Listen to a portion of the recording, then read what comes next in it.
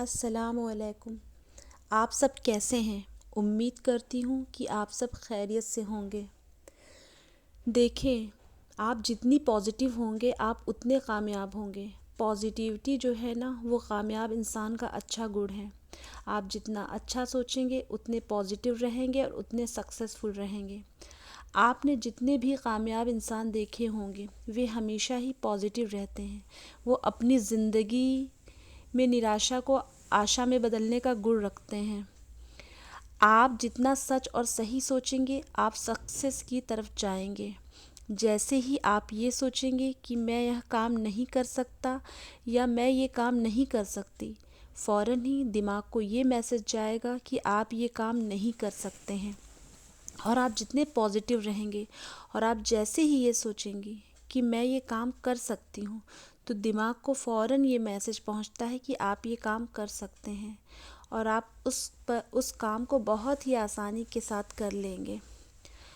आपको सुकून और कामयाबी सिर्फ दो ही तरीक़ों से मिल सकती है। या तो अपना सब कुछ अल्लाह के लिए छोड़ दीजिए या अपना सब कुछ अल्लाह पर छोड़ दीजिए। जो भी दुख मुसीबत परेशानी है आप अपना सब कुछ अल्लाह पर छोड़ दीजिए। इंशाअल्लाह ताला अल्लाह पाक सब कुछ ठीक करेंगे। लाइफ में कितनी भी प्रॉब्लम हो, कितनी भी परेशानी आ जाए, कभी भी अपनी ज़िंदगी ख़त्म मत करना। जब आपका दिल टूटा होगा, आपके ख्वाब टूट चुके होंगे, फिर भी आप मुस्कुराते रहेंगे और आपके मन में जो नाकामी का तूफ़ान या नाकामयाबी का तूफ़ान उठ रहा होगा, वही तूफ़ान यकीन मानिए ज़िंदगी में एक ना एक दिन आपको कामयाबी की तरफ राह दिखाएगा। अपने ख्वाब को पूरा करना चाहते हैं तो बहरे हो जाइए। दुनिया क्या कह रही है आपके बारे में बुरा भला उस पर ध्यान मत दीजिए। दुनिया आपको हर वक्त सुनाएगी, लेकिन आप अपने कानों को बंद कर लीजिए। अगर आपको पता है कि आपको क्या करना है तो अपने कानों को बंद कर लीजिए और अपने गोल पर फोकस कीजिए। लोगों का तो काम ही है ये कहना कि अरे यार तू ये क्या कर रही है, लेकिन अगर आपको पता है कि आपको सक्सेस यहीं से मिलनी है तो अपने कानों को बंद कर लीजिए और अपने काम को पूरी पॉजिटिविटी के साथ करते रहिए। जिस एज में आपका अपना करियर बनाना था, उस एज में आप किसी गलत इंसान के पीछे भागने लगेंगे तो एक वक्त ऐसा आएगा कि आपके पास कुछ नहीं बचेगा। और जैसे जैसे वक्त गुज़रेगा आपकी पर्सनैलिटी, आपकी ड्रेसिंग सब बदल जाएगी। आप अपनी परवाह करना भूल जाएंगे, हमेशा खुश रहने वाले आप मुस्कुराना भी भूल जाएंगे, आप मुस्कुरा तक नहीं पाएंगे। जब आप ये देखेंगे कि आप पीछे रह गए और लोग उस वक्त मेहनत कर आगे बढ़ गए, अपनी इस गोल्डन एज को संभालिए और अपने आप को किसी गलत इंसान के पीछे लगने से अच्छा है जिस तरह सोना तप कर निखरता है, उसी तरह अपनी इस गोल्डन एज में ख़ुद को तपाकर सोना बनाकर बाहर निकालिए। अपनी पर्सनैलिटी, अपने करियर, अपने फ्यूचर पर फोकस करिए। आपके नाम के हज़ारों इंसान हो सकते हैं पर आपके व्यक्तित्व का सिर्फ एक इंसान होना चाहिए और वो इंसान होने चाहिए आप। और ये सब आप ख़ुद को पॉजिटिव रख कर ही कर सकते हैं। अगर आप अपने आप को निराशा में ढकेल देंगे तो आप हमेशा परेशान रहेंगे और कुछ भी नहीं कर पाएंगे। हमारी सबसे बड़ी कमज़ोरी हार मान लेना है और कामयाब वही लोग होते हैं जो हार नहीं मानते, हमेशा कोशिश करते रहते हैं। इसलिए कभी हार नहीं मानना, कोशिश करते रहना। टाइम बहुत कीमती होता है, वो जैसे जैसे जाता है पता नहीं चलता और जब चला जाता है इंसान अपना हाथ मलता रह जाता है। याद रखें, दुनिया में सबसे कीमती चीज़ वही है जिसे आप वापस नहीं ला सकते। इसलिए अपने वक्त और शब्द को बहुत सोच समझकर खर्च करना चाहिए। मैं आप लोगों को एक बात बताना चाहूँगी। पहले मैं भी बहुत स्ट्रेस लेती थी, फिर मुझे आदत हो गई। अब स्ट्रेस को मुझसे स्ट्रेस होता है। Just smile and ignore toxic people. एक बार मैं एंजाइटी की शिकार हुई, डिप्रेशन, स्ट्रेस, मैं बहुत परेशान रहा करती थी। कई रीज़न थे, बट कुछ लोग ऐसे थे जिन्होंने मेरा उस वक्त जीना मुश्किल कर दिया।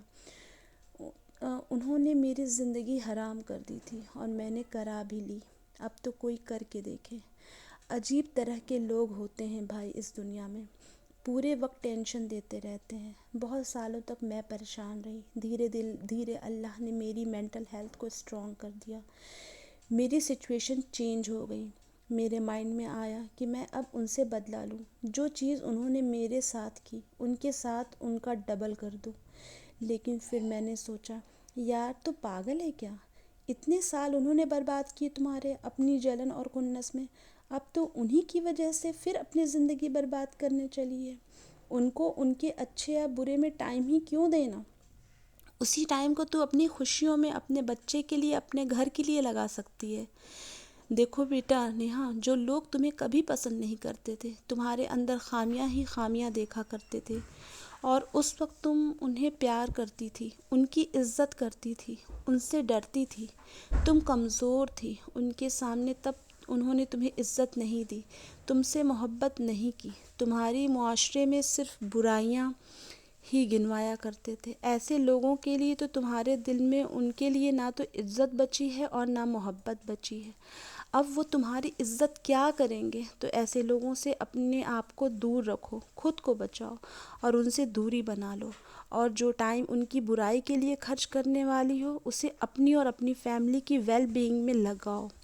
इससे तुम इस तरह के टॉक्सिक लोगों से भी दूर रहोगी और तुम्हारा भी अल्लाह ने चाहा तो अच्छा ही होगा। याद रखना, सच परेशान हो सकता है लेकिन हार कभी नहीं सकता। याद रखें, अगर आप सही हो, आपने कभी किसी का बुरा नहीं किया, तो ये आपका बुरा चाहने वाले, आपका बुरा करने वाले कभी भी आपसे जीत नहीं पाएंगे और ना ही आपको कभी हरा पाएंगे। इसलिए कभी भी आप खुद को बॉदर ना करें और हमेशा पॉजिटिव रहें।